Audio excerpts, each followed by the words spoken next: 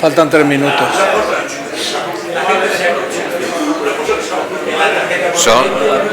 Bueno, yo voy un poco adelantado, por mi reloj son ya las 8. Son las 8. Bien. Bueno, esta tarde nos trae aquí un hecho bastante singular, que para la económica además es muy estimulante, porque se trata de un regalo, de una donación que le han hecho a la económica de un libro. Y yo como bibliotecario, bueno, pues me ha tocado, digamos, presentar este acto.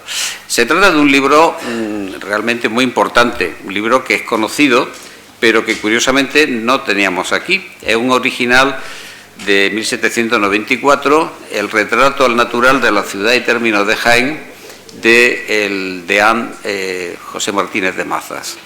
Un ilustrado que fue miembro de la Sociedad Económica de Jaén, y es un libro que está además hecho pensando en la institución, y realmente va destinado precisamente a la institución. Es un libro, por tanto, que yo creo que es fundamental para lo que son los objetivos de esta sociedad cuando se originó. Y con ese motivo, pues, invité y le agradezco muchísimo a Francisco Juan, nuestro deán, el que asistiera hoy a esta mesa, porque él, naturalmente, es un gran conocedor de la figura del deán Mazas. De deán a deán, pues yo creo que era lo más correcto. Y tiro porque me toca. Que él hablara. De manera que, tal como lo hemos pensado, pues él abrirá lo hemos planteado realmente también como un diálogo, ¿no? Sí. Para poder luego hablar entre nosotros y hablar con ustedes y que ustedes pregunten también, ¿no? Pero el paso primero, yo creo que el correcto, el más conveniente, pues es el conocimiento del perfil de la figura de José Martínez de Mazas. Así que tiene la palabra. Buenas tardes, agradezco la invitación y es un honor poder compartir con Pedro Galera mesa para hablar de un personaje tan importante para la historia de Jaén como fue el deán don José Martínez de Mazas. Nacido el 3 de octubre de 1731 y fallecido el 20 de abril de 1805, es decir, si cogemos la historia de España, nace bajo Felipe V, está con Fernando VI, con Carlos III y con Carlos IV.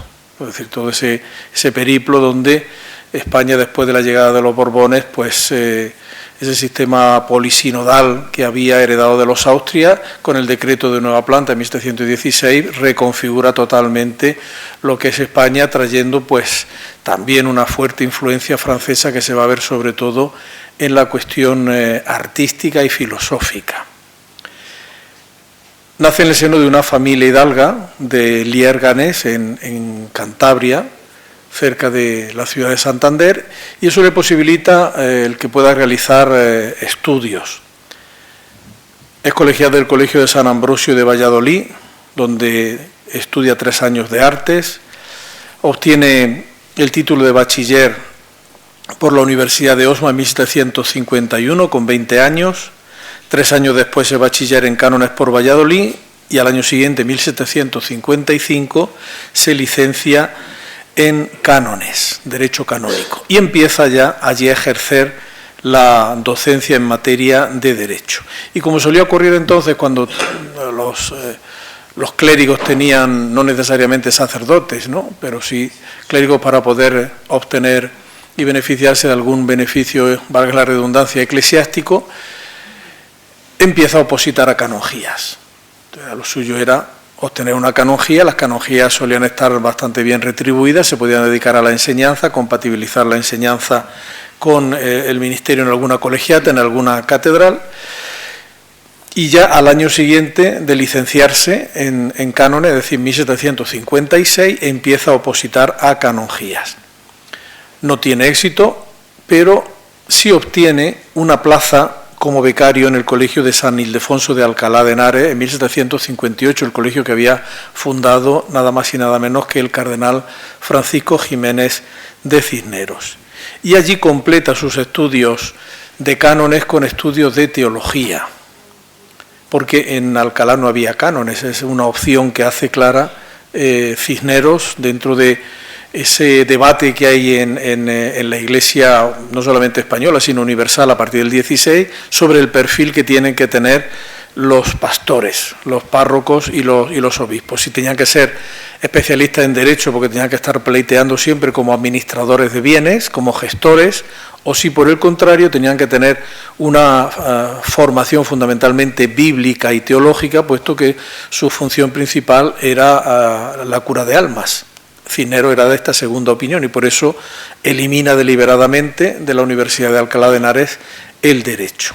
Y lo mismo hará luego, imitándolo, Juan de Ávila en la Universidad de Baeza, que nos pilla más cerca.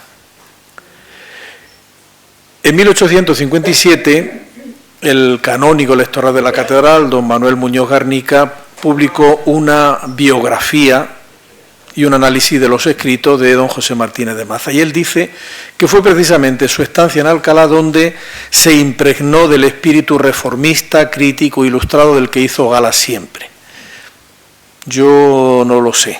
Yo creo que ahí hay un personaje fundamental, que es el que en cierto modo le va a inocular ese virus reformado de lucha beligerante contra lo que eran los excesos de la piedad barroca, de todo el barroquismo que era muy criticado por los ilustrados y que se va a plasmar en varias de sus obras, fundamentalmente el famoso memorial sobre el indebido culto que se tributa a algunos santos en el Obispado de Jaén, que permaneció manuscrito con 2 ejemplares, uno que estaba, o supongo que seguirá estando en la biblioteca pública de aquí de Jaén, en la calle Santo Reino, y otro que envió él a la Real Academia de la Historia de Madrid para recibir la aprobación y que recibió, pero que nunca se atrevió a publicar, porque es iconoclasta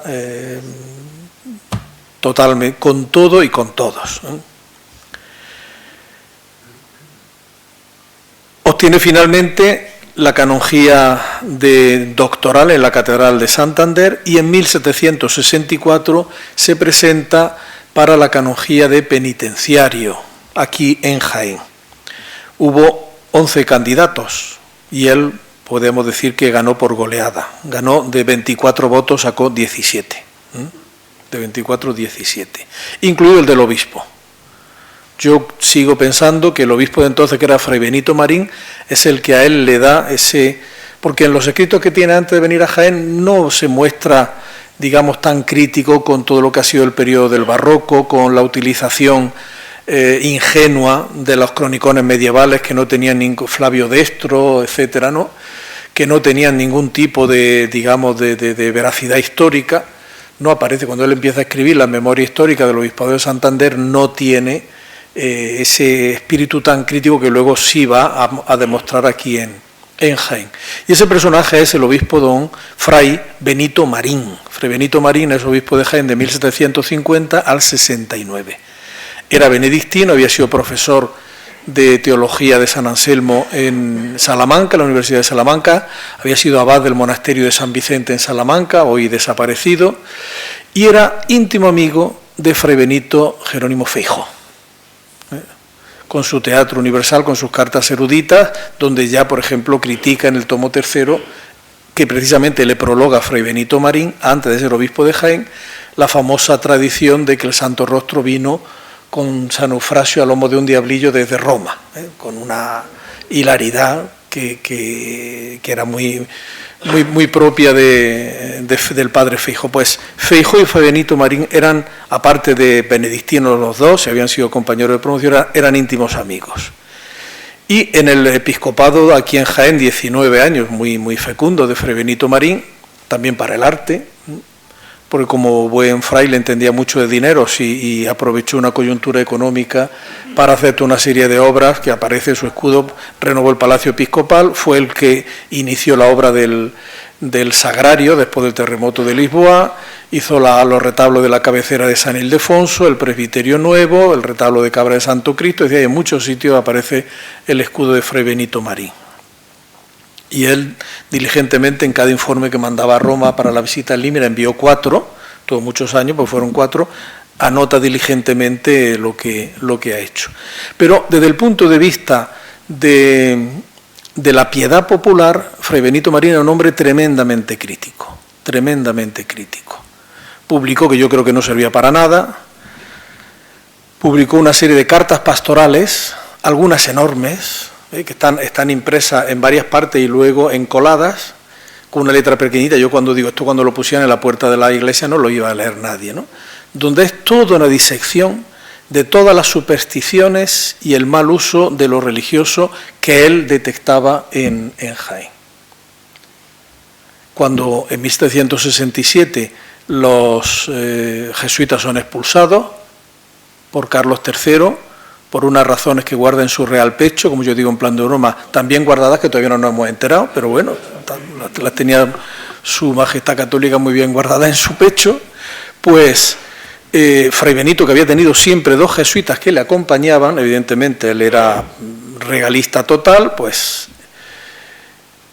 aquí en Jaén hubo una serie de manifestaciones, incluso a través de pasquines, en los que decía que iba a haber grandes signos en los cielos porque la expulsión de los padres de los regulares de la compañía había ofendido a la majestad divina y que entonces esos signos celestes iban a preludiar la vuelta de los regulares de la compañía a España, aprovechando ese rumor que había. Fray Benito hace una carta pastoral de cerca de 90 páginas, donde trata de esto un poquito y luego el resto es todo un análisis de las supersticiones, de todo eso, y las adivinaciones, los juegos de cartas, los ensalmos, las oraciones mágicas, todo. Y toda su vida se ve claramente en los mandatos de la visita pastoral, es eso, es depurar lo que él consideraba, con esa mentalidad del despotismo ilustrado aplicado a lo religioso, depurar la piedad del pueblo, que en el periodo barroco pues se había nutrido de prácticas que no se correspondían pues a ese nuevo paradigma que empieza ya con la Ilustración. Y para mí, que quien realmente, si Mazas tenía antes alguna inclinación a ese tipo de pensamiento, quien realmente ya se lo podríamos decir, asegura y lo enfatiza es Fray Benito Marín. Porque de hecho Fray Benito Marín, curiosamente, está en las oposiciones de penitenciario y vota. Y lo vota él. Y desde entonces aparece muy vinculado a Fray Benito Marín. Él va a tener dos obispos con los que está muy vinculado, que es Fray Benito Marín y luego don Agustín Robín de Ceballos, el inquisidor general. Y ha hecho referencia a don Agustín Robín de Ceballos. Don Agustín Robín de Ceballos es obispo de Jaén de 1780 al 93 que muere. En el 84, haciendo la visita pastoral en Linares, le llega una carta de Carlos III comunicándole que ante la muerte del inquisidor general, que era el obispo de Salamanca, lo nombraba inquisidor general con la obligación de vivir en Madrid. Se tiene que ir a vivir a Madrid. La carta la tenemos en las actas capitulares. Entonces, antes de marchar a Madrid, nombra gobernador eclesiástico con plenos poderes a don José Martínez de Maza. Y Maza va a ser el que gobierne la diócesis 9 años, de 1784 hasta el fallecimiento del obispo en 1793. Y es ahí cuando él intenta desarrollar y llevar a cabo ese programa suyo de gobierno que podemos llamar, como algunos, como acuñó esa frase un historiador alemán, Sebastian Merkle, la Ilustración católica, la Ilustración católica. Y se ve pues en varias direcciones de gobierno. Por ejemplo, lo primero que hace es instituir lo que ahora se llama la formación permanente. Eso que tenemos ahora, la formación permanente, que son las conferencias morales, que no se hacían.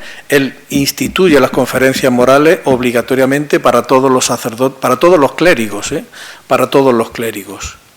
Es muy interesante también una instrucción que él hace para un visitador del Obispado de Jaén, donde le dice todo lo que tenía que hacer ese visitador cuando iba a una parroquia, aparte de ver la cuestión de la contabilidad, los libros de fábrica. Señala muy curiosamente los libros que los sacerdotes tenían que tener en su biblioteca para su ministerio. Dice el autor y el título. Evidentemente, mucho francés, mucha obra francesa, alguna italiana. también es interesante la recopilación que él hace de piezas de la antigüedad, como las que recoge y deposita en el patio de la Magdalena, o, afortunadamente a él se le debe, el que conservemos el único ejemplar que hay en España del misal jiennense de 1499, que estaba en la ermita de Nuestra Señora de la Encina, en Baño de la Encina, en mitad del campo. Estaba el misal jiennense, que es un incunable, publicado en Sevilla por Meinardo Gut y por Estanislao Polono. Hay 3 en el mundo. De los 400 ejemplares en papel que se hicieron, quedan 3 en el mundo. Uno en Estados Unidos, otro en la British Library y el de aquí. Y luego el breviario jiennense, que es el manuscrito del siglo XV. Pues aparece claramente la carta en el misal, la carta que le dirige al párroco de Baño diciendo que ese libro lo mande a la catedral para que no se pierda, gracias a eso. Y luego, pues, aparte de eso, también la instrucción, que fue una idea muy suya, ¿no? La instrucción de la juventud, de los niños.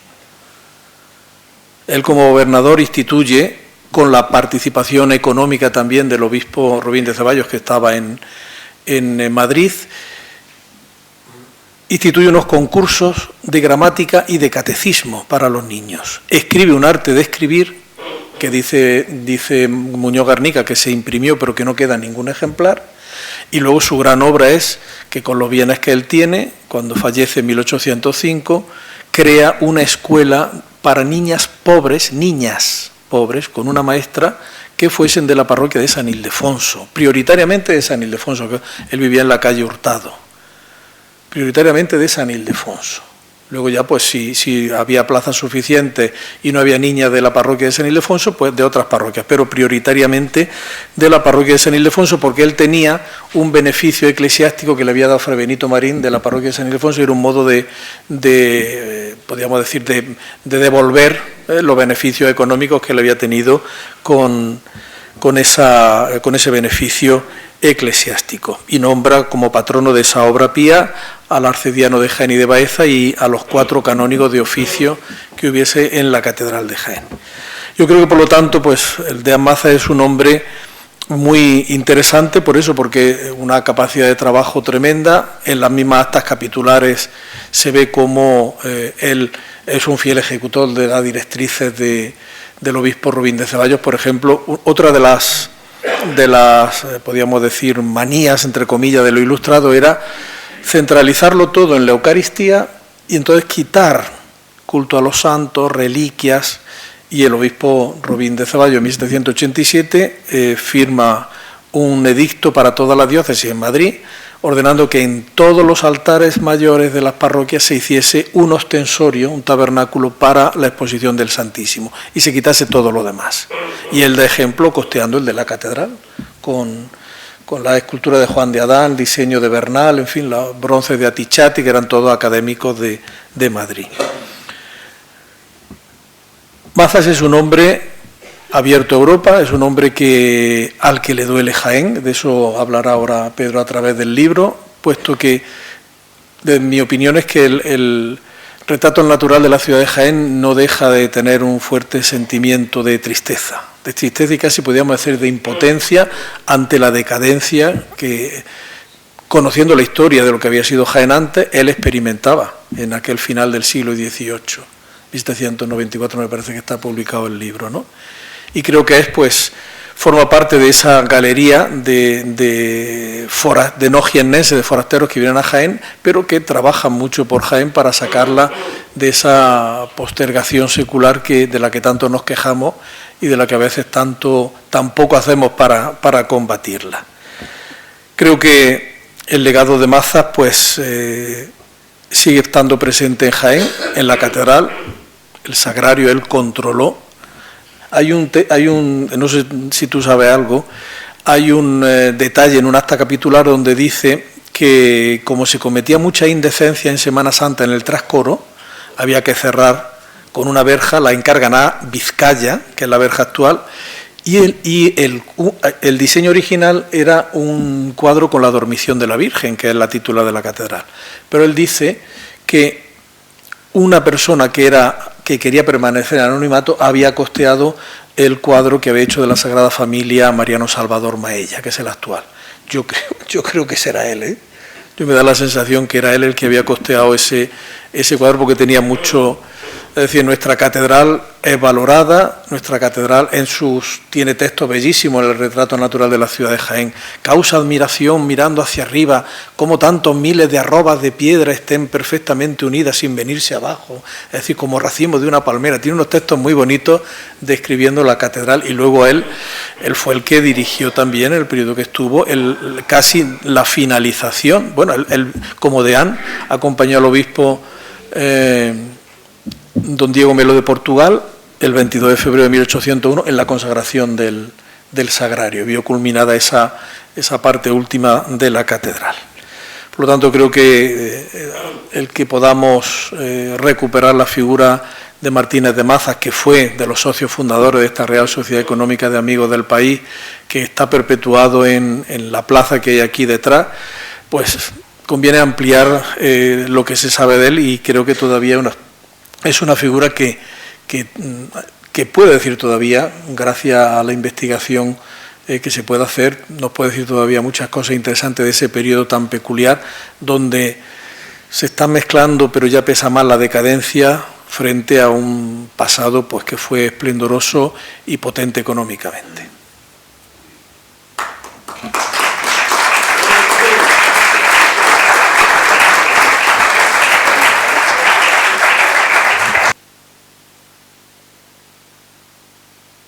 Esta presentación de la figura del autor del libro, vamos a hablar un poco del libro. Bueno, en primer lugar, no he dicho antes que este libro que se ha donado, no he dicho el nombre de la donante, María del Mar Velasco, una profesora de la universidad, residente en Baeza, y que por un legado familiar, pues venía de su padre, ¿no? Exactamente, y a su vez a su padre se lo había sido, el libro había estado en posesión del último capellán de la iglesia, de la Sacra Capilla del Salvador de Úbeda, ¿no? De manera que, bueno, como todos los libros y como todos los objetos tienen también su historia, ¿eh? Bien, bueno, el libro del retrato al natural tiene un subtítulo que yo creo que conviene tener presente para entenderlo, ¿no? Dice así: retrato al natural de la ciudad y término de Jaén, su estado antiguo y moderno, con demostración de cuánto necesita mejorarse su población, agricultura y comercio. Es, por tanto, toda una declaración que podíamos hacer hoy desde la Junta de Gobierno de esta actual sociedad económica, porque no han cambiado mucho las cosas, es decir, la finalidad, los objetivos son esos, y porque precisamente la decadencia, que es clave, a la que he hecho mención Fran antes, el libro está escrito en esa clave y en ese contexto, en un contexto ya de decadencia, ¿no? Y por tanto se trata evidentemente de un libro que lo que trata es dar un aldabonazo, una llamada de atención de lo que fue y de lo que ya no es, pero de lo que podría ser, ¿eh? De manera que ahí es donde empezamos a situar el libro. La otra clave del libro es, evidentemente, la ilustración. El libro está escrito, digamos, como decía su amigo Antonio Ponz, que es otro personaje clave, que había colaborado con él y él con Antonio Ponz. Antonio Ponz era secretario de la Academia de San Fernando y es autor de una obra estupenda, una obra que es enciclopédica, El viaje de España, que son 18 volúmenes, de los cuales el 16 se dedica, no solo a Jaén, pero sí gran parte a Jaén. Ponz hace un elogio, digamos que francamente bueno, de Jaén. Le alaba mucho de lo que tiene, de sus posibilidades, también se queja lógicamente, y hace siempre alusión a un amigo que le proporciona noticias. Ese amigo no puede ser otro, yo creo, que el de Mazas, porque coinciden en muchas cosas. El de Mazas, a su vez, en este libro, cita en varias ocasiones a Antonio Ponz, porque Antonio Ponz había publicado El viaje de España antes que el retrato al natural, que es del año 94, y el viaje de España, el volumen 16, me parece que era del 89 o del 90, estaba entre el 89 y el 91, era anterior, ¿no? Pero había habido una comunicación entre ambos, y yo creo que se retroalimentaban, porque Pons le suministraba ideas claves, ideas de la Ilustración, y él a su vez le proporcionaba datos a Pons, ¿no? De manera que es muy interesante también tener presente esa relación. Tengo que decir, por cierto, que el siguiente secretario general que tuvo la Academia de San Fernando fue un baezano, del cual no se sabía que era de Baeza, Isidoro Bosarte, y gracias a José Luis Chicharro, que encontró la documentación y bueno, ha sido el motivo de su discurso de ingreso en el instituto y todo esto, ¿no? Pues hoy sabemos que hay otra vinculación y otra relación de Jaén con la Academia. Bueno, decía clave de Ilustración.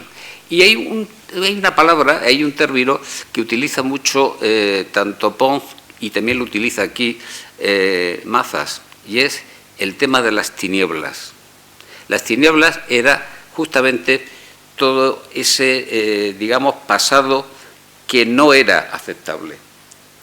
La tiniebla era la ignorancia, era el oscurantismo. Y efectivamente, para disipar las tinieblas, como dice Pons, se van en Jaén disipando las tinieblas, o algo así.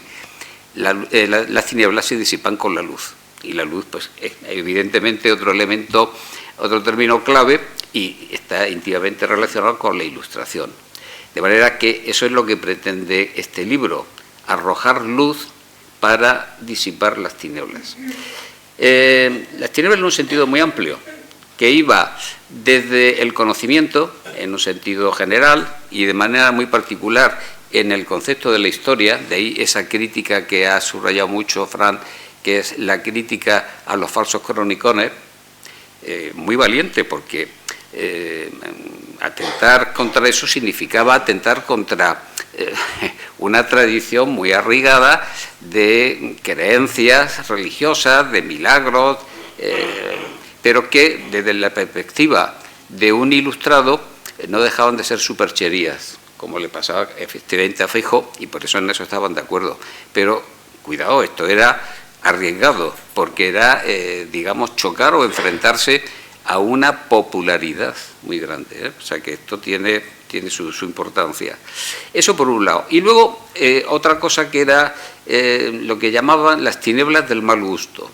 Esa fue una batalla muy especial que la Academia tenía contra el barroco, y sobre todo por el barroco que llamaban castizo, lo que hoy nosotros en los libros de texto se usa con el término de churrigueresco, que es un término mal empleado, porque el pobre Churriguera no fue el culpable de todo aquel castizo. Hubo otros que eran más churriguerescos que los propios churrigueras.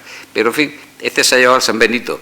Y ese barroco, que era también enormemente popular, porque la prueba está que ese barroco llega hasta prácticamente hasta el mismo siglo XIX, por supuesto superó toda la barrera de la Ilustración. Es más, es que hay realmente un choque frontal muy fuerte entre la Academia, que era una élite, que realmente lo que quería imponer era una educación del gusto. Y la educación del gusto significaba, digamos, el triunfo de la razón, frente a lo que era, digamos, un arte que era tan sensorial y tan sensual y tan sentimental como era ese barroco castizo. Claro, esto comprenderán que por toda esa sensorialidad fuera tan del gusto de la población, y por el contrario, la razón evidentemente significaba una actitud, pues lógicamente, de personas intelectuales, de una cierta intelectualidad. Y eso tiene mucho que ver, efectivamente, con el tema del culto a los santos. El culto a los santos no dejaba de ser, digamos, pues algo que rozaba siempre una geografía que no dejaba de estar envuelta en leyenda, y por tanto es sospechosa de superchería. Y en eso era común a todo el sentimiento de la religión reformada. Y es que no hay que olvidar que dentro del amplísimo programa de reforma que Carlos III instalaba en el país, la reforma iba a todos los campos. Uno de ellos era la propia Iglesia. La Iglesia se reformaba. aquí también con sus tensiones, porque había obispos que rápidamente se pusieron del lado de Carlos III y estaban en favor de la reforma, y otros que no lo estaban tanto, y hay un choque que se mantiene y se mantiene muy vivo, ¿no? Bueno, pues todo esto, estas son las claves fundamentales en las que se sitúa el libro. El libro tenemos que verlo, por tanto, en la clave de un estado de decadencia que hay que, lógicamente, restituir a través de la iluminación de las ideas de la razón. Esta sería, digamos, de forma muy resumida. Pero yo también quisiera subrayar, en el prólogo, en la introducción, tiene algunas cosas, el de Mazas, que yo creo que también conviene tenerlas presentes, porque nos dice muy bien cuál era el papel de un miembro de la Real Sociedad Económica de Amigos del País. Dice: deseando el autor de este pequeño libro dar alguna muestra de su celo hacia el bien común, ha adelantado este trabajo. Esta también me parece una declaración de principio clave, el bien común, ¿no? Que era, lógicamente, un principio de restauración, un principio, lógicamente, de reforma, que es siempre lo que se persigue fundamentalmente. Y luego tiene también otra referencia, poco más adelante, donde dice, en un plano siempre de humildad, él dice que él no quiere hacer, que este libro no es una historia de Jaén, aunque por el título y por el contenido tiene que hacer referencia forzosa a lo que ha sido Jaén, pero él no quiere, y además, y lo dice con un argumento muy importante, dice: yo no quiero hacer una historia, porque hacer una historia es, digamos, como una cosa muy potente, ¿no? Dice: además se necesitarían mucha información, muchos datos de los que yo no dispongo. Y es curioso que lo diga esto, porque él, todavía en su tiempo, en el siglo XVIII, todavía había en los archivos más documentación de la que, por supuesto, tenemos hoy. O sea, él podía haber hecho esa historia, pero es en ese sentido muy modesto, humilde, y le da un repaso a todas las historias que se habían escrito, a Ceballos, a todos los, a Ruz Puerta, etcétera, ¿no? Y ese es el mío. Y entonces dice: no, yo no quiero hacer eso. Por eso le pongo el título de retrato, que es, digamos, como una especie de bosquejo, de descripción, de pasar revista al estado de la cuestión. ¿Cómo está? Hoy diremos el estado de la cuestión. ¿Cómo está realmente la situación en la provincia? Y dice, explayando esa idea, dice: debiendo seguirse la intención, tuvo para formar el citado estatuto, se ha preferido el título de retrato, pintura o descripción de esta ciudad, sus campos y montes, con noticia de sus producciones en diferentes tiempos, que es lo que más conduce para el fin de la sociedad. Y parece que se ha puesto el objeto en un punto de vista que representa cada cosa en su estado natural. No deja de acompañar oportunamente alguna ilustración a las materias que se tratan. Y mientras no haya quien con mejores noticias adelante el asunto y le dé mejor forma, podrá servir de historia verdadera.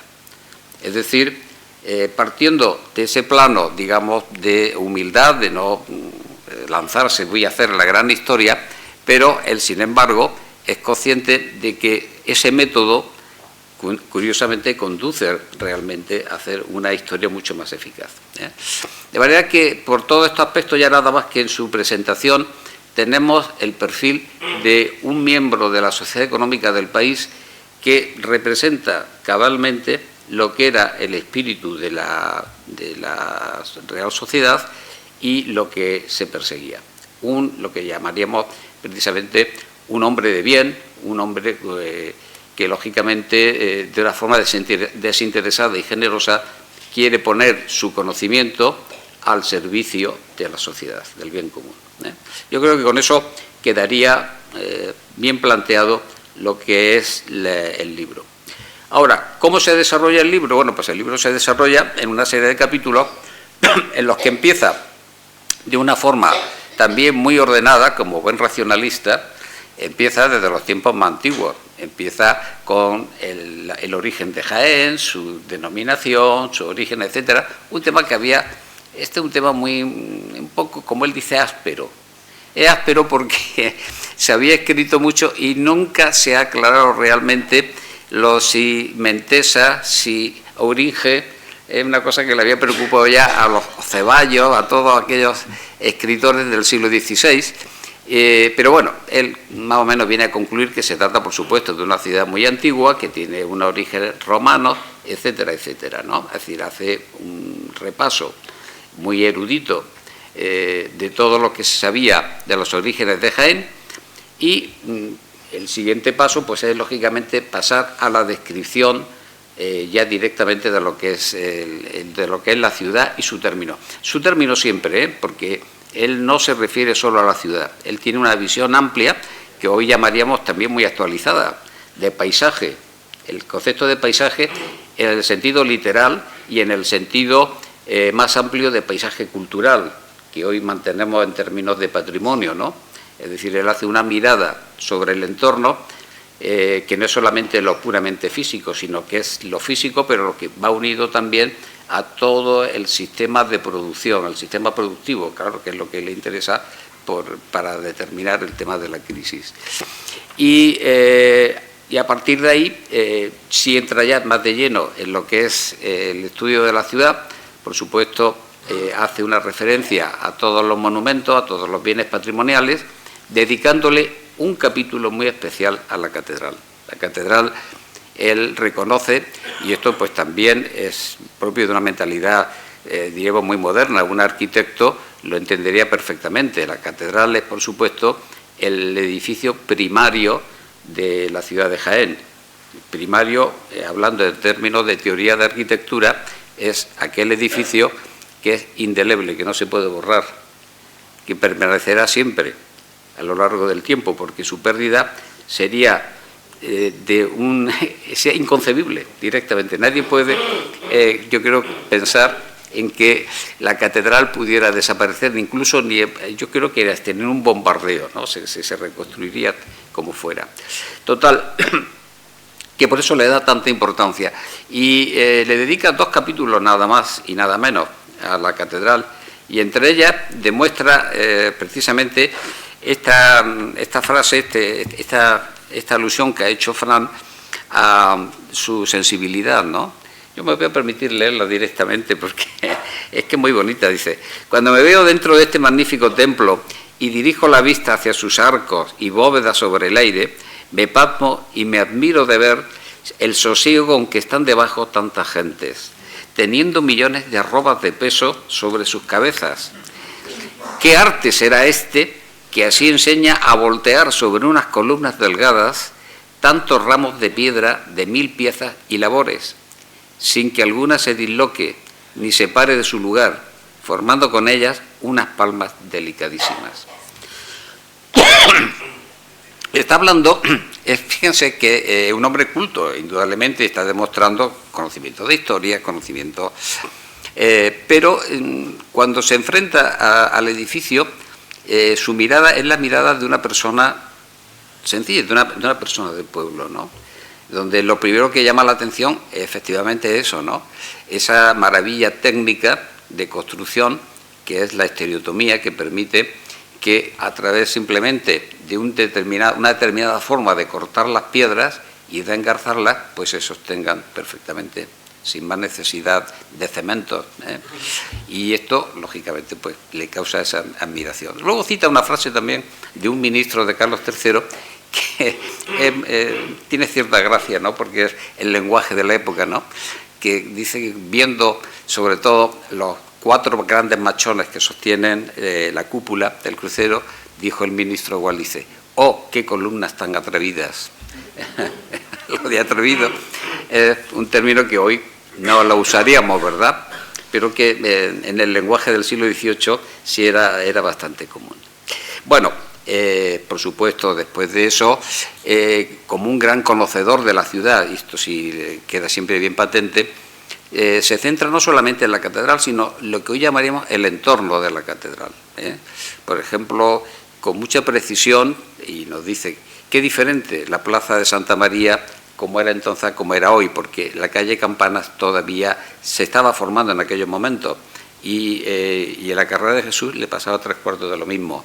El ayuntamiento llegaba justamente hasta la altura de donde está la torre de la derecha. Además, para construir la torre de la derecha ya hubo que quitar una parte del ayuntamiento. El ayuntamiento entraba muy directamente en la plaza y, lógicamente, no existía la calle tal como hoy la vemos, sino que estaba cerrada. Y por el lado contrario, por la calle Campanas, pasaba igual. Había una maraña de pequeñas edificaciones en torno a la que todavía existía, que era la Puerta de Santa María, que era la puerta principal de entrada a la ciudad, y que con la desaparición de esa puerta es como se construye el sagrario. Y ya al final pues se le da la anchura y el paso que tiene hoy actualmente, ¿no? Subraya muy bien cuáles son los edificios que protagonizan toda esa entidad urbana, que son fundamentalmente la catedral, el ayuntamiento, el edificio del ayuntamiento y el Palacio Episcopal, lo que precisamente en aquel manuscrito de la Biblioteca Nacional se decía, Jaén tiene forma de dragón, porque el dragón tiene siempre los dos ojos que vigilan, es el ojo del poder civil y el ojo del poder religioso. Y de hecho, si ustedes se fijan, realmente lo que da origen a la Plaza de Santa María, lo que protagoniza ese espacio, son esos dos ojos, esos dos edificios. La arquitectura hay que leerla también en estas claves, que eso es fundamental, ¿no? Y el espacio episcopal, que él precisa muy bien que se trata realmente de una edificación moderna, porque tiene solo 200 años, básicamente una construcción del 16, pero sí subraya, y es el que cita, que el primer palacio, el de Alonso Suárez de la Fuente del Sauce, sí estaría a la altura de lo que ahora es la calle Campana, cerca de donde está el bar, el Montana, ¿no? Aproximadamente, para que nos entendamos, ahí estaría, ¿no? Y en cualquier caso, como veis, el protagonismo de la catedral y de todo su entorno es un protagonismo fundamentalmente eclesiástico, ¿no? Bueno, no hablemos, y también él hace una referencia al barrio que hay al lado contrario, lo que hoy llamamos como se llamaba el Arrabal de las Monjas, la calle Abade, etcétera, que como su nombre indica eran realmente casas de los canónigos allí el cabildo catedralicio lo protagonizaba, entre otras cosas, porque estaban cerca del coro para poder asistir a los cantos obligados del rezo, ¿no? Bien, por supuesto, luego da también una relación muy precisa de todos los conventos que tiene la ciudad de Jaén, y ya la segunda parte del libro es la que se dedica precisamente al tema de la decadencia. El libro tiene además unos apéndices interesantísimos que hablan además de una metodología, y yo lo comentaba con Antonio ahora cuando subíamos, digamos, para su momento modernos. Y es que en esos apéndices, por ejemplo, él hace un estudio bastante preciso de población, porque él se da cuenta que efectivamente el primer síntoma en el diagnóstico de la decadencia es la pérdida de población. Y su análisis es tremendo, porque da todas las cifras por parroquias, y en ese análisis queda muy claro que la única parroquia que sobrevive y que gana un poquito de población en 1792, él le está comparando, jugando con dos comparaciones. Los datos del siglo XVI, de 1590, y los de 1790, es decir, con 200 años de diferencia. Y hay una caída de población en todas las parroquias de lo que es el interior de la ciudad, lo que es lo que llamamos hoy el Jaén histórico, que en algunos casos llega al 50% de pérdida de población. Es tremendo. Y es más, incluso hace un vaticinio donde dice: veremos si dentro de un tiempo ya no hay feligresía, ni en la Magdalena, ni en San Juan, etcétera, ¿no? Es tremendo, pero no iba muy descaminado. En aquellos momentos no iba nada descaminado. Pensemos que ya a finales del siglo XVIII se ha perdido también el temor a las defensas, las murallas empiezan a ser siempre ya un estorbo más que un beneficio, y como pasa en todas las ciudades de Europa, las murallas empiezan a caer. empiezan a caer porque la ciudad busca, lógicamente, su expansión fuera de las murallas. En Jaén ya se había iniciado con los arrabales, el arrabal de San Ildefonso, sobre todo, ¿no?, que era un gran arrabal. Y él, además, otra cosa que él analiza muy bien, ¿no?, como dice, y fuera de la ciudad las calles son rectas. Claro, son rectas porque tienen el trazado moderno, ¿no?, mientras que en el interior pues son las calles angostas, estrechas, etcétera, etcétera. Y a partir de ahí pasa luego a lo que es, digamos, un análisis, hace una radiografía de cuáles son los bienes de producción de Jaén. Hay algunas cosas que llaman la atención, muy curioso, por supuesto, la seda es una de ellas, ¿no? Pero llama también la atención, por ejemplo, hacia las salinas, una cosa que a lo mejor a muchos les sorprenderá, pero la sal fue siempre un bien económico de primera importancia, y él da con detalle hasta 7 salinas en el término de Jaén. Es la sal gema, que además, como saben, incluso es más preciada que la sal marina, y era un bien extraordinario. Bueno, eso lo pone además como uno de los primeros y principales bienes que tiene. Luego, lógicamente, pues viene toda la agricultura, con el olivo, el vino, es decir, los 3 alimentos básicos mediterráneos, ¿no?, el cereal, el vino y el aceite. Y luego también se ocupa de, digamos, de una producción industrial, que, bueno, no sabemos si la palabra industrial puede ser muy amplia, vamos a llamarle preindustrial si se quiere, porque era producción de talleres. Pero lo cierto es que Jaén y su provincia, la provincia más que la ciudad capital, tenía centros de producción importantes, por ejemplo, textiles. Baeza tenía una tradición de producción textil bastante importante desde la Edad Media. Era uno de los 3 o 4 centros más importantes de España en producción textil. Y la seda. La seda que todavía, yo recuerdo, hay documentación en los archivos hasta fines del siglo XIX. Yo recuerdo, por ejemplo, de una instalación de fábrica de seda al lado de la Merced. Ahí hubo una importante, yo creo que no sé si llegó hasta el comienzo del siglo XX. La seda era fundamental, la producción de moreras, la existencia de moreras. De manera que una de las grandes riquezas que tenía que tener la huerta de Jaén no era solamente la producción de vituallas, que por supuesto que era muy importante, sino sobre todo el árbol de la morera, que podía ser tan rico, tan productivo en un momento determinado, más casi que el olivo.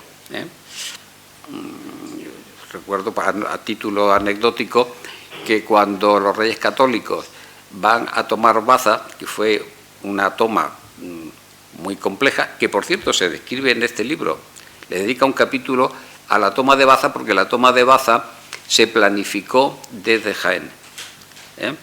La reina, que era efectivamente la intendente, otra cosa que subraya muy bien Mazas, dice, la reina era la intendente, efectivamente tenían una división del trabajo entre Fernando e Isabel que estaba perfecto. Fernando era el militar, tal, pero ella era la que se dedicaba todo el año a recaudar fondos para preparar las campañas. Las campañas se hacían en primavera, la guerra no era como muchos piensan, era todo el tiempo, se empezaba en primavera y se terminaba en el otoño. Cuando llegaban los fríos había que levantar el campo. Bueno, pues en la toma de Baza, Baza tiene una vega que es muy rica y sobre todo era también muy rica en moreras. Y cuando se instala el campamento con artillería, lo lógico es que se hubieran cortado los árboles. El árbol era un impedimento para establecer el campamento y para establecer artillería. Pero era tan importante que el rey no quiso cortar los árboles para no perder un botín. Y eso le costó un disgusto enorme porque tuvo muchas pérdidas, tuvo muchas bajas y costó más de 6 meses el sitio de Baza. Y en gran parte yo creo que fue por un mal planteamiento, por no atreverse a lo que era lo lógico. Bueno, aquí hay también unas descripciones muy interesantes desde ese punto de vista. La toma de Cambil, por ejemplo, ¿no? La describe muy bien nuestro deán. fin, bueno, no quiero extenderme mucho más porque el libro, claro, es muy rico y no es que vayamos a hacer un spoiler, porque de todas formas el libro no es ahora mismo una cosa que esté a la venta. Bueno, en cierto modo sí, este que yo estoy manejando es una edición facsímil, que se publicó hace unos años, o sea que se puede comprar en facsímil. Pero nosotros, lógicamente, lo que estamos orgullosos es de tener el ejemplar original de 1794, gracias a la generosidad de María del Mar Velasco, y yo la verdad es que también pues quisiera con este motivo pues que sirviera de estímulo para que si algunas de ustedes tienen libros semejantes, pues la Económica yo creo que es un sitio espléndido, un sitio magnífico para que lo tengamos aquí, donde por supuesto lo publicitaremos y lógicamente estará al servicio de todos los ciudadanos, porque ya saben que la Económica, como su nombre dice, es benéfica, o sea, atiende fundamentalmente al conocimiento, a la difusión del conocimiento y al enriquecimiento cultural de toda la sociedad. Yo por mi parte no tengo nada más que decir. Podemos iniciar, si hay tiempo, un diálogo ahora.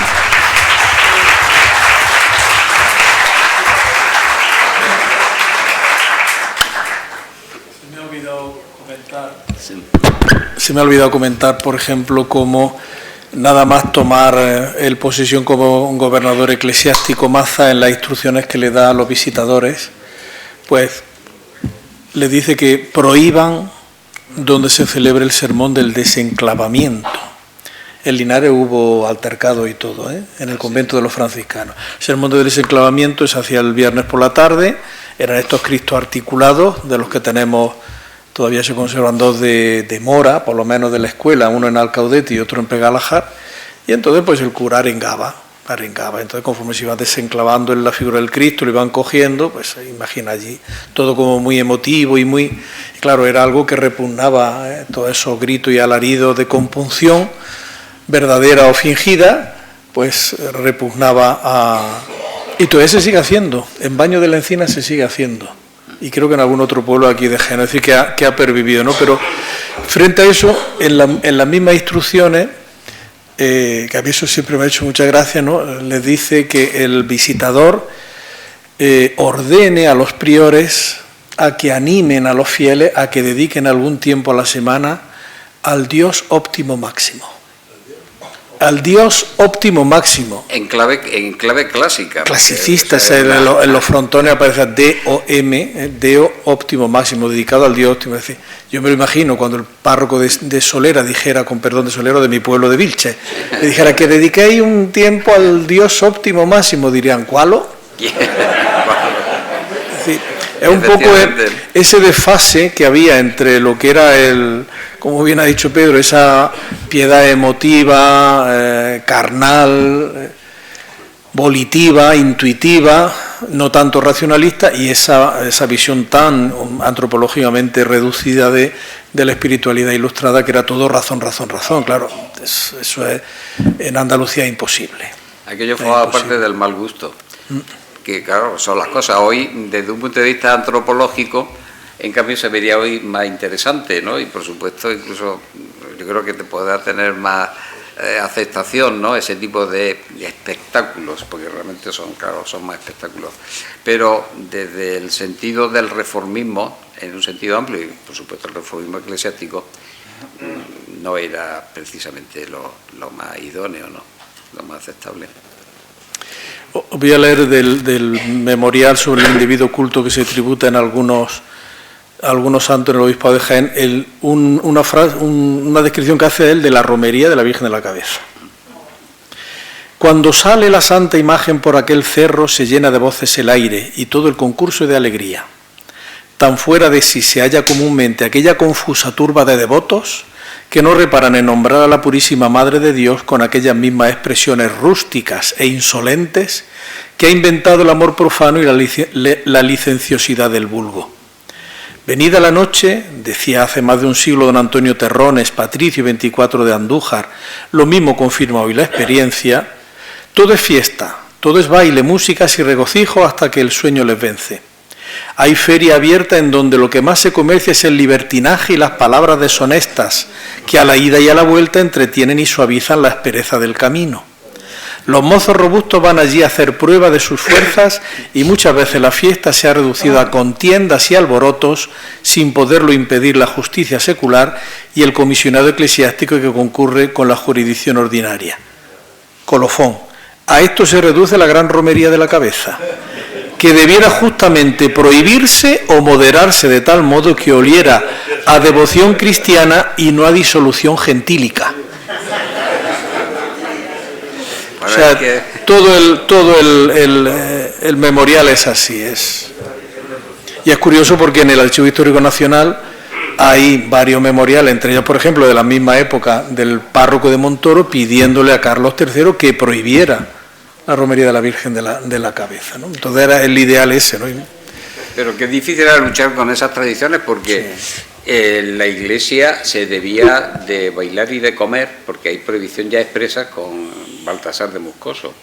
O sea, quiere decir que hasta esa fecha había, y todos lo hemos visto, yo por ejemplo, todo el que haya ido a las romerías populares, yo conozco una que es también la de mi sitio, donde se iban las 24 horas antes, se iban y dormían en aquella ermita, y claro, aquello era pues un cierto desenfreno, como es lógico, ¿no?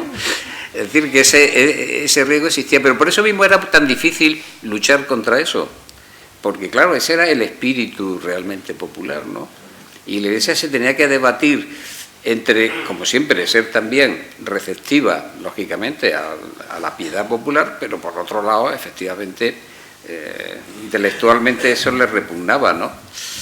La verdad que es una situación muy, muy curiosa y muy interesante, la de la segunda mitad del siglo XVIII y todo lo que es el espíritu de la Ilustración, que es de lo que estamos hablando y de lo que estamos tratando, ¿no? Hace una reforma de los estudios también en el seminario de San Felipe Neri en Baeza y coloca, curiosamente, coloca obras como libros de texto, obras que estaban prohibidas por la Inquisición romana.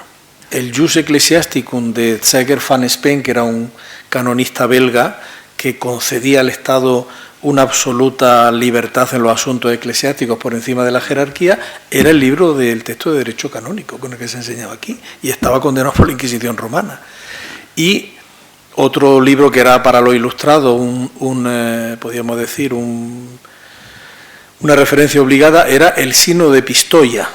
Pistoia es una diócesis que está al ladito de Florencia, que es muy pequeñita, pero ahí un obispo Escipione de Ricci, que paradójicamente era sobrino del último general de los jesuitas, Lorenzo Ricci, antes de la supresión por Clemente XIV, celebró un concilio donde vinieron jansenistas ilustrados de toda Europa. Hicieron una especie como de texto modélico de lo que tenía que ser la Iglesia, ¿no? Supresión del culto al corazón de Jesús, retirada de la reliquia de los altares, la centralidad de la Eucaristía, en fin, toda una serie de... Incluso ya la celebración de la misa y de los sacramentos en lengua vernácula, lo ponía, ¿no? Bueno, pues ese texto tenemos en la biblioteca del seminario 3 ejemplares del Sínodo de Pistoia. No tenemos del Sínodo de Toledo, pero de Pistoia de Italia sí. ¿Por qué? Porque era por donde tenían que ir un poco las cosas, ¿no? La biblioteca es interesante. Si hacemos un análisis de los libros que hay en la biblioteca de la catedral, hay un porcentaje muy alto de literatura religiosa de este momento y en esta clave, en la clave de la Reforma, ¿no? Es curioso, fíjate una cosa. Tenemos la enciclopedia de Diderot y de D'Alembert completa, la segunda edición, o sea que... Y dicen, decía antes de los libros franceses, ¿no? Es curioso porque es que, claro, los franceses representaban justamente ese espíritu de iglesia reformada. Pons se intitulaba abate, que es una denominación, digamos, de clérigo francés, el abate Antonio Pons. Bueno, ¿se anima a hacer preguntas? Cuando ha dicho que decía que la ciudad tenía forma de dragón, sí, así. De dragón con dos ojos. En aquella época con los dos poderes, el civil del ayuntamiento y el eclesiástico de la catedral. Y se podría completar con el dragón de los tres ojos, en la segunda mitad del 19, porque también se concentra ahí en la plaza el poder económico, y es cuando se pone el Banco de España. El Banco de España, el Ayuntamiento y la Catedral. Eso es, Los poderes ya propio de una época más moderna. Más moderna, ya siglo XIX. Bueno, hay otra imagen que es muy clara. El ayuntamiento, si veis cuenta, estaba situado al lado de la catedral, anexo prácticamente a él, pero claramente en una imagen de supeditación. Y cuando llega el siglo XIX, el régimen liberal, se deshacen del viejo edificio y compran el del palacio de enfrente, que era más pequeño. Yo que tenía menos, capacidad, pero desde un punto de vista de imagen es frente a frente. Esto es muy significativo. Yo hice un estudio, pasa que no se ha publicado, porque me lo encargó la Junta, de estudio de ayuntamiento en Andalucía, y saqué un listado y una proporción, y en su gran mayoría están situados todos de una forma semejante a este de Jaén, siempre anexos a la catedral. Bueno, en Baeza, por ejemplo, el ayuntamiento la casa antiguo, consistorial altas. exactamente, es perpendicular, pero está absolutamente pegado a él.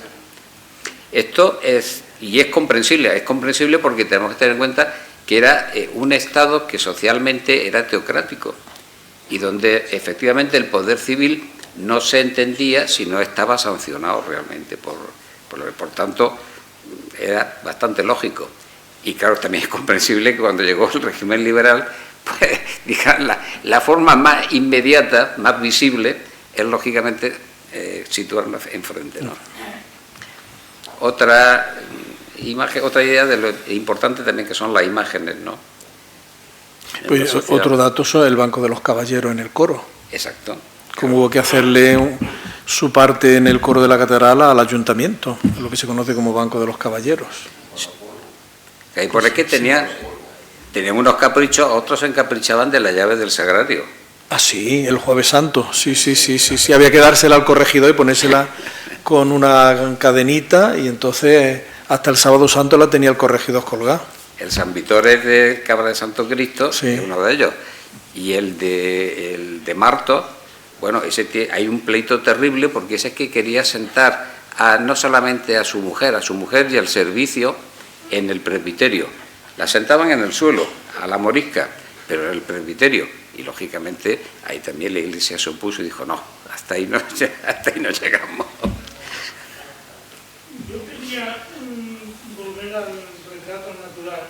Sí. Y lo he leído porque me encantó, lo leí en su día, y con motivo de esto lo estuve leyendo ayer y antes de ayer. Y percibo más que la ilustración, el carácter ilustrado, que es indudable, ese pesimismo que has hablado, Pedro, Sí. de la prostración de Jaén, y por tanto el libro lo considero ahora, en esta lectura reciente, de una actualidad tremenda. Claro. Me parecía que estaba leyendo a Antonio Garrido. Aquí presente. El Jaén donde resisto, Sí. porque se lamenta el Deán de las cosas que se compran en Jaén, pues el dinero se va a otros sitios donde las han fabricado, porque aquí no somos capaces de fabricarlas, dice en algún lugar. En otro lugar, me llama, por cierto, que te cita en el último apéndice.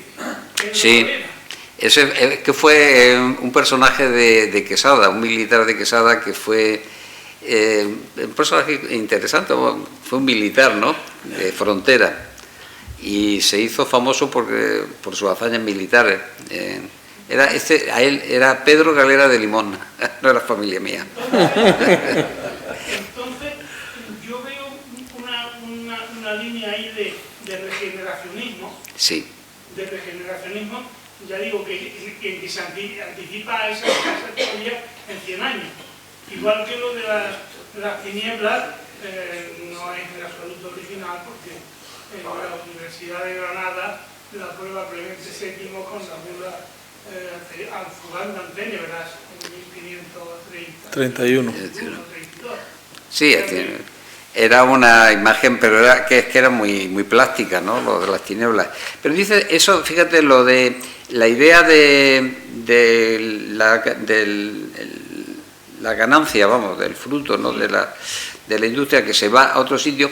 Ese es un tópico que él lo toma de los arbitristas del 17. En el 17 hay toda una serie de panfletos que empiezan a quejarse de la decadencia española y son muy críticos y muy duros. Y casi todos pusieron el acento en que la ruina de España era que el lujo y la adquisición, la compra de bienes que se fabrican fuera del país. Y él también insiste justamente en esto, en la idea del lujo. Lo que pasa es que él ahí titubea, pero lo que él quiere decir es que efectivamente si en vez de importar, por así decirlo, se potencia la producción local, pues que lógicamente tendremos una solución mucho mejor. Tiene otra cosa que también llama mucho la atención, y esto también porque fue una especie de tópico de todos los ilustrados, era el culto al árbol. El árbol, en líneas generales, era, digamos, como una especie de símbolo, ¿no?, de riqueza. Ya no se precisaba solamente si eran olivos, sino el árbol en general, ¿no? Pons, una de las cosas que alaba muchísimo es que le ha encantado que Jaén tiene los caminos arbolados. Y es que esto también tiene su trasfondo clásico muy importante. El árbol es el origen de la columna. Pues las columnas en el mundo griego, al principio los soanas eran troncos de árboles. Y la columna es un elemento metafórico, todo un emblema de fortaleza. La columna sostiene. Hay que ver nada más que las grandes columnas de la fachada de la catedral, que son una metáfora con los 4 evangelistas y los 4 padres de la Iglesia, sostén de la Iglesia, ¿no? Entonces, de ahí que el árbol por eso tuviera, digamos, una especial predilección en la mentalidad de los ilustrados. Y creían que un país sin árboles era como un país de ruina.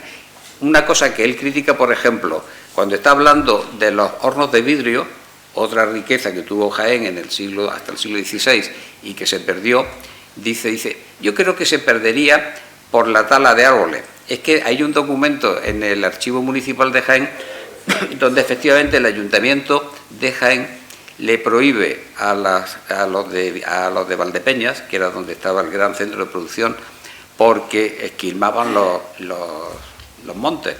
Claro, los hornos de vidrio consumen muchísima madera.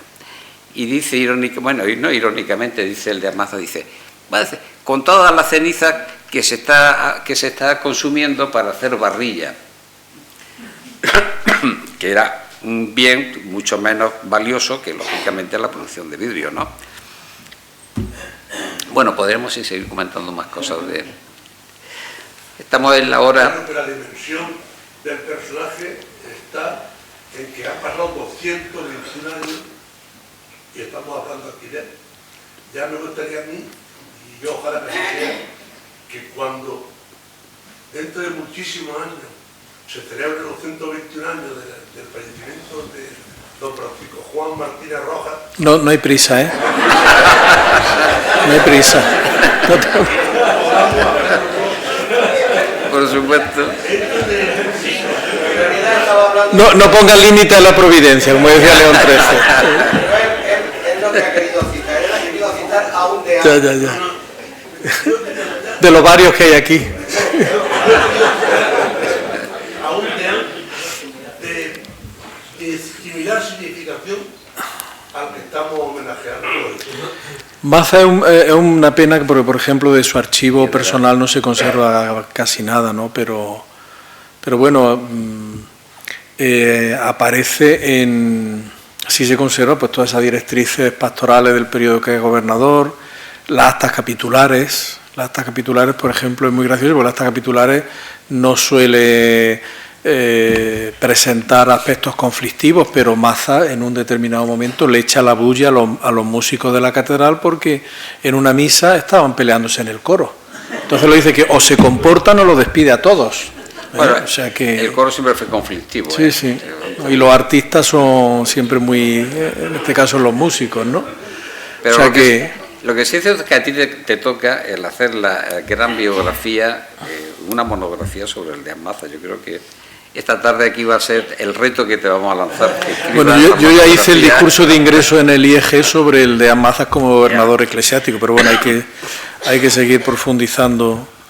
Lo que decía de las luces, Pepe, pero era la autoconcepción que tenían los ilustrados. Es que en España se dice la ilustración, pero es que eso no expresa lo que es la autoconcepción que tenía ese movimiento, ese cambio de paradigma. En inglés se dice enlightenment, light es luz. En italiano, illuminismo. En alemán, Aufklärung, que significa esclarecimiento. En francés, lumière, las luces. En español decimos, entonces, que aunque es porque la metáfora, todo esto viene para el Evangelio del domingo que viene, que el ciego, el nacimiento y la luz, pues la autoconcepción que tenían ellos de que lo que había habido hasta entonces eran tinieblas. Y ellos venían a traer la luz. Ellos venían a traer la luz. Pasa que, claro, evidentemente la luz es una realidad tan omnipresente en la vida humana, pues que no es que ellos lo hayan creado, ¿no? Pero sí expresa muy bien la autoconcepción que tenían los ilustrados de que con ellos empezaba a esclarecerse una realidad que hasta entonces había estado oscurecida por muchos motivos. Entonces Clemente VII era un antecedente. Bueno, porque ten en cuenta que estamos hablando de la que precisamente una de las características un poco de la enseñanza es precisamente eso, es ilustrar, esclarecer. Bueno, Clemente VII es que vivió las tinieblas personalmente, porque le tocó el saco de Roma. Y lo salvaron los 100 y pico guardias suizos que se inmolaron para que él por el corredor hasta Castel Sant'Angelo pudiera salvarse. Nosotros la metáfora, la imagen más clara del tema de la luz es dar a luz, que es nacer. O apagarse la vida, se apagó, se está apagando, como si fuera una vela. Otra metáfora luminosa. No, que has hecho alusión a algo. Yo el libro lo leí, lo tengo en casa, lo leí hace muchos años, no me acuerdo.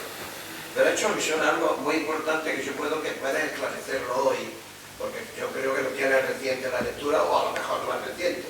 Pero he hecho alusión a un tema muy importante, que es la pérdida de población. Has hecho alusión a algo tan gordo, tan importante, que si puedes hoy decirnos si el Deán Maza, referido a eso, daba algunas soluciones, porque claro, no creo que en el libro, es que no recuerdo, ya te digo que lo leí hace 40 años. La solución es fomentar la producción, y para fomentar la producción pues él toca todo esto, toca la revitalización de industrias que ha habido, que ya no son, y por supuesto la mayor eficiencia en el cultivo del campo, que era sigue siendo todavía la gran riqueza de Jaén, ¿no? Sí, porque al final del 16 había 5.000, yo recuerdo la visita al Líminas que hace el obispo Sarmiento, que está muy bien hecho, que están hechos con los padrones de el cumplimiento pascual, eran 5.500 y pico vecinos, y en época de Maza eran 3.000, no llegaban a 4.000, 3.000 y pico. El coeficiente hay que multiplicar por 4,1, 4,2 aproximadamente, pero claro, el bajón es evidente. Sí, él hace la comparación de las tablas entre 1595 y 1792, pero utiliza además 3 parámetros que son muy interesantes: casas, vecinos y almas. Las almas son ya población más precisa, pues son más individuos. El vecino efectivamente era el cabeza de familia. Por lo tanto, los historiadores, siempre hay disparidad, ¿no? Pero generalmente cuando salen las cifras de vecinos se suele multiplicar por 5, pero no hay unanimidad, porque claro, es una media. Se supone que la media de la familia era de 5 miembros, ¿no? Y ese es el parámetro que se utiliza en historia moderna para calcular la población de una comunidad, ¿no?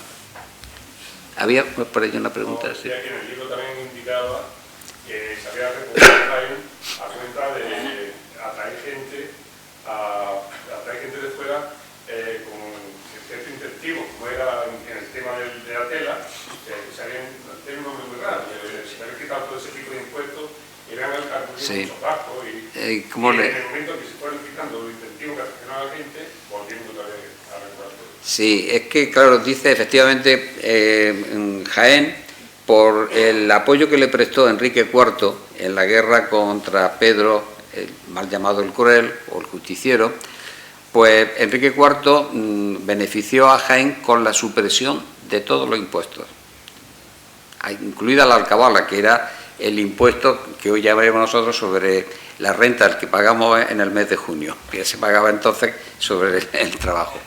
Claro, cuando efectivamente se suprimieron todos esos impuestos, hubo un acopio de gente, pero también porque hubo una necesidad de repoblación, de colonización, que es, Jaén ha tenido 3 o 4 colonizaciones, pero aparte de las antiguas, la primera que hay en época moderna es la que hacen los Reyes Católicos, firmado por Juana, que es Campillo de Arenas, Mancha Real, Valdepeña y Los Villares. ¿Eso qué era? Era la frontera con el reino nazarí. Como en Granada había caído en 1492, pues justamente al comienzo del siglo XVI, en la primera década del XVI, había una necesidad de repoblar. Y entonces, claro, por un lado, ahí tenía en ese momento un índice de superpoblación y se desplazaba habitantes de Jaén a estos pueblos, pero a su vez también era un reclamo de los de fuera. Claro, la liberación de impuestos pues era una cosa muy atractiva. Con la llegada de los Austrias ya en el siglo XVII, con los apremios económicos que tenían los Austrias, empezaron ya a hacerse rebajas, ya se empezaron a imponer a volver otra vez a los impuestos y claro, eso siempre evidentemente que ahuyenta, ¿no? Bueno, hemos usado del tiempo. Pues muchas gracias por su asistencia.